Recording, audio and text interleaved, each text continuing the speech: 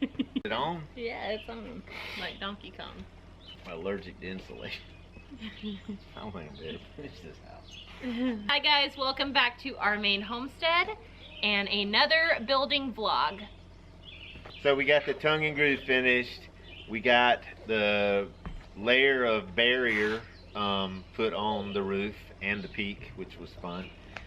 Not really. And so now it's time to put insulation on. So I thought real quick I'd just explain, if you don't know kind of how we're building, it's not a traditional way of building. So our tongue and groove is actually the ceiling on the inside, which you've seen. And then on top of the tongue and groove, once the barrier's on there, we're putting 6 inches of insulation, which then gets strapped down with 2x4s into the rafters. So that's what the 2x4s with 10-inch screws going into the rafters is what holds the insulation onto the roof and kind of provides the secondary level of support besides the rafters, which everything's super sturdy, but that provides a second layer of support. And then so what the 2x4s also do besides holding down the insulation is provide, so a 2x4 is actually 1.5 by 3.5, so it provides a 1.5 inch gap between the top of the insulation, which they're screwed to, and the next layer, which is a layer of OSB before we get to actually the metal roof. And that gap, in that 1.5 inch gap, which will be between every rafter, is what allows us to have what's called a cold roof. But it's a ventilation, so cold air or warm air, any air, moves up and down across that space from the eaves out to up to the peak, where there's a roof vent, basically like a ridge cap, and so it's a ridge vent is what it is. And so that allows you to have the outside of the roof at whatever the ambient temperature. So it's called a cold roof because in the wintertime up here, when the temperatures get down to 20 or 20 below, whatever it might be, the inside of the roof is obviously a lot warmer because you're heating it, but the outside of the roof is whatever the outside temperature is. So you eliminate any condensation and you eliminate ice dams. Hopefully that's the idea. So you don't want to get ice dams. If your roof stays warmer than the outside of your roof stays warmer than the outside temperature, then any snow that accumulates on your roof starts to melt the layers that are next to the roof. Then as it flows down to the edge of the eave of the roof, it will refreeze and it will cause an ice dam, which actually tries to move its way into your house, and we don't want that. Something that's just kind of specific for northern environments where it gets very cold in the winter. Anyway, so all of our insulation, the walls and the roof, is going to be outside of the house. None of it is inside. Like typically in a stud built house, you might have 2x6 walls, and that 2x6 5.5 inch cavity is stuffed with insulation. Well, we're not having any of that. All of our insulation is on the outside, so it's called a wrap and strap. So Francesca has perfected cutting these angles on this stuff. You get dust. We wear masks and we wear goggles. We don't practice a whole lot of safety. Sometimes we're very careful, but we don't use goggles when we're cutting wood and that kind of thing. But when you're doing this, we definitely wore N95 masks. You don't want to breathe in these particles. But she has mastered cutting this angle. This is the angle that will overhang on the roof, and then the wall insulation will butt up against this so that we have no gaps. We'll spray foam and tape all of these joints as needed. But we cut this all on a table saw, which I was dreading, and everything I read was like, it's going to be so messy and you get jagged cuts. And look at that. This is just the paper covering that's on one side, but I mean, that's about as smooth as you're going to get right there. So, and it was not very much mess. I mean, yeah, no. There were, obviously we wore our masks and our goggles and everything, but there was hardly any dust that was coming up off of this. So I was pleasantly surprised by how clean and like tidy it was. Nothing like what I was expecting. If you've ever cut like the blue foam board, even just cutting it with a hacksaw or cutting it with a blade and then snapping it, it's a horrible mess. And this stuff it's fine, really fine dust, so you want to wear a mask, but no, it's working great so far. So anyway, we made the cuts for the first pieces that we're going to put on the roof, and I'll show you, but we built what we call an insulation jig. So that's what this is going to rest up against when it hangs over the house. That's to get everything lined up, and then we'll place our strapping carefully directly over the top of the rafters, and then we screw 10-inch screws through the 2x4, through the tongue and groove, and into the rafter. So you have to be very precise on where you want everything to line up, because you don't want those 10-inch screws being through your tongue and groove inside your ceiling. You want them to be in the rafters when you're done. But we'll show you all that. But just thought we would kind of get started on the insulation now that we're ready for it. So it feels like we should be done in the next couple of weeks, we hope. We'll see how fast it goes and what the weather's like. We're supposed to get some rain, and we've had a good bit of high winds lately, so if it's very windy, we probably won't be putting this super light foam board on the roof right away. Yeah. But our main focus over the next couple of weeks is just to get the roofing done. So all the different layers of roofing. We can get everything done way up there, then the next step is framing out doors and windows and putting the walls up, which relatively is super simple to everything we've done up to this point, I think. Yeah, I feel like once we get this roof done, it's all going to be downhill from here. Easy peasy, lemon squeezy. Still time consuming. It's going to take a lot of time, a lot of detail work, but no heavy lifting, no climbing way up, 30 feet in the air, that kind of thing. All those fun things. Yeah. So let's get started.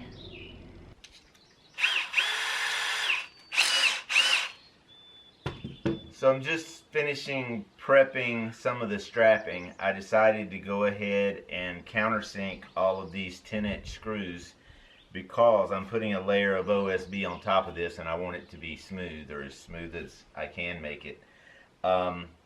So it's been, I think, 3 days since I was talking about how good Francesca was making those angle cuts on the foam board, which that has worked out great. So as soon as she got through cutting the boards and we got those ready, it started raining, of course. So we had to wait till the next day. So the next day we got ready to start putting up foam board and decided to do enough math to make Einstein proud, just to be sure that we were putting everything where we wanted it. So what we ended up doing, and I'll explain why, but we ended up marking the underside of the overhang insulation on the end of the house, and then we marked the top side on the insulation, where the foam board is going to lay on the top level. So there's 3 layers of insulation. I'll tell you why we marked them, because the way we're building our house, all of the structure is done. All of the load supporting structure is done on the house. So the hard part of that is all of it's on the inside of the house. So how we put the tongue and groove layer on the top of the roof, then we covered it with the roof protecting layer, which is a waterproof air barrier. So then now you can't see anything that's inside the house. You can't see any of the structure.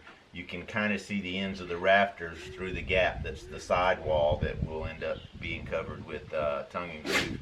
So, and we knew this, so we decided to take the time, measure out, and mark exactly where all the strapping goes. So number one, the overhang, the insulation on the wall is going to be 4 3/4 inches out from the actual structure of the wall. The overhang on the slant of the foam boards is 6 1/4 inches. That's so 6 1/4 up from the angle of that Francesca was cutting is the edge of the house. So we went ahead and marked that across the front of each piece of foam board so we can line that up. And then we marked the underside to line it up with the overhang on the outside of the house. Of course, we're only marking the top layers. So once we build those layers up and get to the third layer, then we have everything marked, so we know exactly where it should go, exactly where the strapping, these screws are going to go in, everything. And then all we have to do is get it lined up and make that work. So we did that a couple days ago, and then of course it was extremely windy, so we decided not to start putting light pieces of foam board up, 30 feet in the air on top of the roof. So yesterday, we started putting up pieces of foam board. We got the first 3 layers on several sections, and we got to the point to where I would have to get up on the roof to finish up to the peak. So that's where we are today. It was actually windy yesterday as well, so we decided, and it was late in the day by the time we got to that point. So we decided to get a fresh start this morning. So today we'll show you what we've already done, and then today we're hoping we can move relatively quickly down the front slope of the house and get the foam board up. We've cut a good many extra pieces. We've got everything numbered. We have a plan, so I think we're ready to go ahead and get started. What I'm doing here is prepping these. So this is strapping.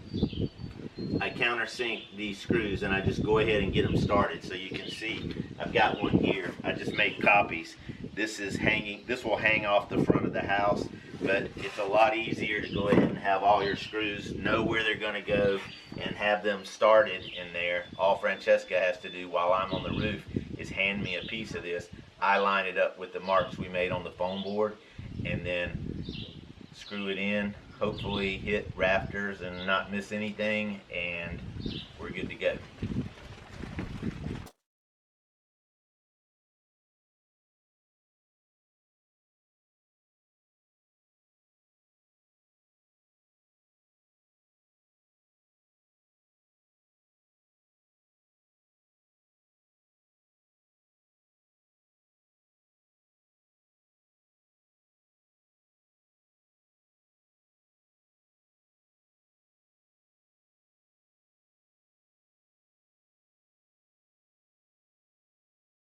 So this is some of the strapping that will create the overhang. So I've obviously got them ready to go as I work up the edge of the house. But let me show you what we did yesterday. I don't know if you can see it. I'll have to get up there and show you. So we've still got a ways to go, as you can see. But these are the first few pieces of foam that we put up yesterday, and we have a system. Obviously they overlap. We didn't want any of our seams to line up, so the first layer and the top layer, the seams will line up, but the middle layer we did some offsets, so that's why there's a 2-foot board there, and there's a 2-foot board underneath this top piece here to make the space so that you have no overlapping seams, and so that just helps create a secondary level of air barrier. This stuff is a water barrier, air barrier, and a vapor retarder all in one. So technically that layer of the roll that I put, that Tyvek, says Tyvek Protect 20, probably isn't necessary, but it's just a secondary or tertiary level of protection, so it just helps you sleep a little better. But anyway, there's 2 pieces of strapping that are going obviously horizontal and out to create the overhang there. Yeah, so up to the peak, once we get up as high as we can with full sheets, then we've got to measure and cut pieces that fit specifically in there. There'll also be, so you see we've cut an angle here on the front. That's an angle that goes perpendicular or up and down to the slope of the house, and then at the peak we'll have to cut the same angle. And then of course, as each layer builds up, each piece of foam is just slightly longer to make that peak and to get a good get a good joint up there. But let's get started. Okay friends, we are currently working on roofing insulation. It has taken us like 2.5 days to really get into our groove, because not only are those foil-backed foam boards, oh, get out of my face, bug. Not only are those foil-backed foam boards very slippery, so there's like no traction, so Eddie's slipping all around. We had to really try to come up with a way to protect the peak of the house when Eddie's got his safety rope going over the top of the roof that straps to his harness so that he doesn't fall. So the foam board is very fragile. Obviously the rope, it was going to be a problem with digging in, breaking pieces off, that sort of thing. So we really had to like troubleshoot, trial and error, figure things out, but we finally got something going. So our goal was to finish the front half of the house by Saturday. It is currently Saturday and we still have pretty much all of it to go. Get out of my face, bug. So we pretty much have all of the front half still left to go. Yeah, wish us luck. Here we go.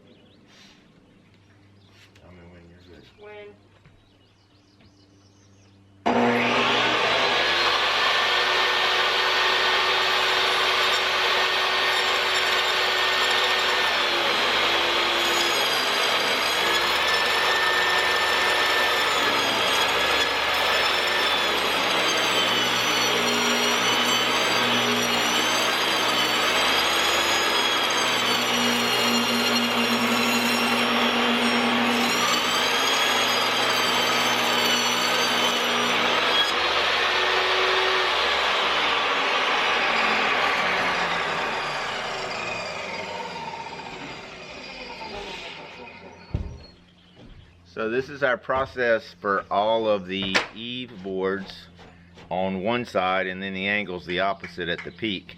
So we're cutting an angle that's perpendicular to the wall, because our wall insulation will come up and fit underneath where the ceiling insulation or roof insulation overhangs. So we overhung our roof insulation the appropriate length, thickness, and then when we run our wall insulation up, we'll cut the same angle just in a different direction, so that the wall boards will fit up like this underneath the roof insulation. Then all the seams are taped. Everything kind of gives you a good seal, so you're kind of completely wrapping the house, roof and walls, in insulation, of course, except where there's doors and windows. So once we cut that angle, which, as we've already established, Francesca is an expert at, now we've got our measurement how far it is to the peak, because this is a peak board, and so then we're going to cut it to length, take it up and put it up, and move on to the next one. Try not to break it in the process. Yeah, try not to break it in the process. Ready? Yeah. Oh, we got to measure. Yeah. So now we have to measure, sorry. Now we have to measure from the bottom of that angle down to the top of the board that it's going to fit against, and then we'll draw a straight line, and then Francesca will feed it through the table saw again, cut it, and we'll be good to go.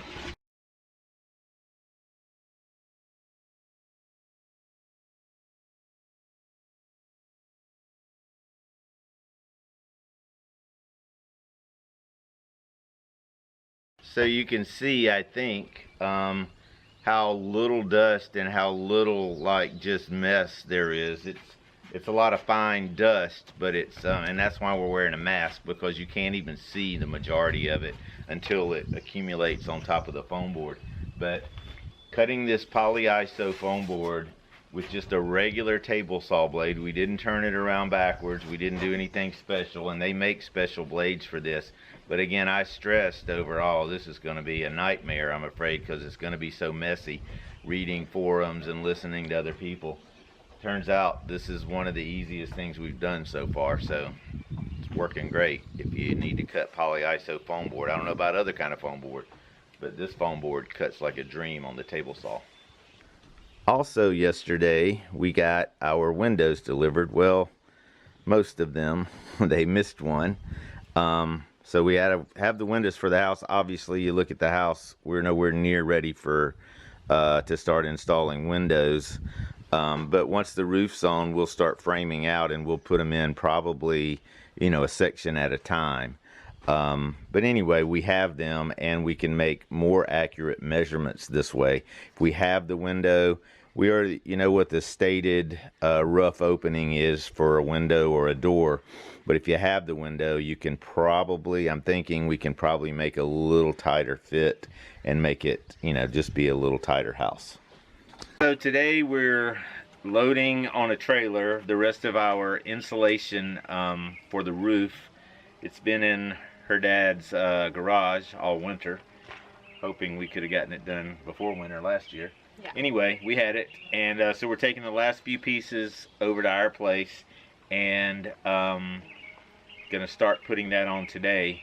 We've got to do this now because we're expecting a delivery at our place of all of our wall insulation today, here in the next hour or so. So we're going to go ahead and get this done. Yesterday, the last couple of days, after about 4 days of rain, we finally finished the front of the roof, as far as the structural part of where the sheathing is going to go, the outer sheathing. But so we had to build a couple of rooftop boxes. We went ahead and built the one for the back as well. That way when we get the insulation over, we're done. We'll show you that when we get over there and explain exactly what that is. But right now, we got to get this insulation.